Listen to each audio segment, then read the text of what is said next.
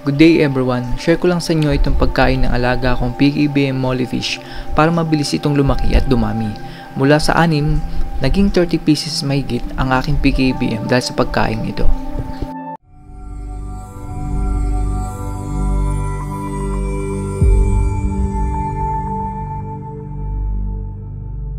Ito ang frozen bloodworm.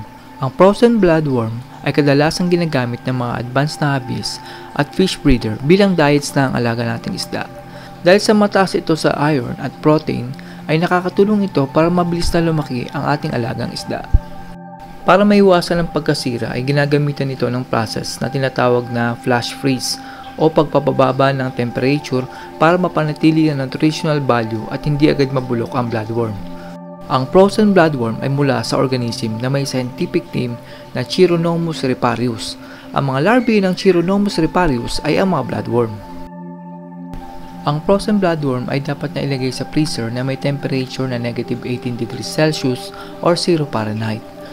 Pwede silang maitago sa freezer ng hanggang 6 months at hindi ito mabubulok or masisira. Ang mga bloodworm na ito ay pwedeng makuha sa mga freshwater tulad ng ponds, lakes, rivers at sa mga malalamig na climate. Ang Chironomus riparius species na pinagmumulan ng bloodworm ay makikita sa Europe, North America at Asia. Mabibili nyo itong frozen bloodworm sa mga pet shop sa halagang 100 to 150 pesos. Naka-frozen na sila sa isang cubes at pwedeng direkta nyo nang ilagay sa aquarium or palambutin muna sa tubig. Iwasan lang ng magpakain ng sobra para hindi makontaminate at dumumi yung tubig ng aquarium.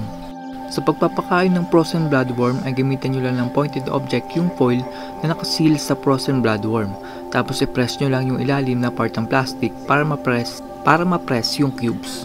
Sa makikita nyo ngayon ay talagang nag-aagawan at nagunahan yung mga PKBM molly sa pagkain ng frozen bloodworm. Maganda din na gumamit ng worm feeder cone para hindi kumalat yung frozen bloodworm. Para nasa isang place lang kumakain yung mga molly at maubos agad nila yung frozen bloodworm.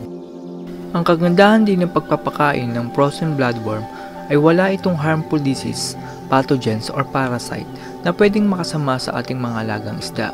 Kaya makakasigurado kayo na kapag ito ang inyong pinakain, sa inyong mga alagang isda ay ligtas ito at magiging healthy ang inyong alagang isda. Isa sa mga advantage ng frozen bloodworm ay hindi nyo na ito kailangang i-maintain. May mga worm na nakukuha sa mga kanal at ilog na kailangan ay continuous water flow at oxygen para mabuhay. Pero itong frozen bloodworm ay easy to maintain, kailangan lang na nasa freezing state siya at siguradong hindi na siya masisira. Siguraduhin nyo lang na yung bibili nyo ay bago. Makikita nyo na bago ito pag sinilip nyo yung ilalim ng clear ng plastic na pinaglalagyan ng inyong frozen bloodworm. Kapag ito ay bago ay kulay dark red ang kulay. Kapag ito naman ay luma ay dark brown na ang kulay nito.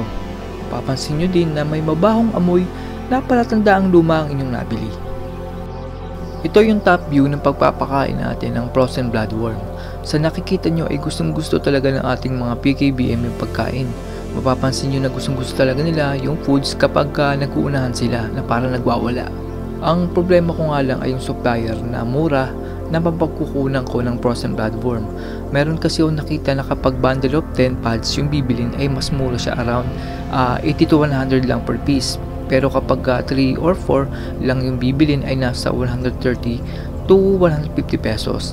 Itong supply ng frozen bloodworm, yung tatlong pods nito ay tumatagal lang ng 2 weeks bago sila maubos. So every sweldo, kailangan ko na uling bumili. Bali, ang way ko ng pagpapakain ay 3 cubes sa umaga, tapos 3 cubes sa gabi.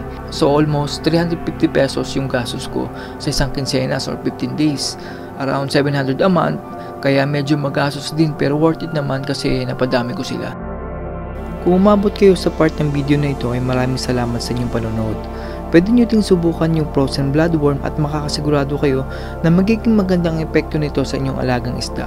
Thank you for watching. This is Chuck and you're watching Biker Drone.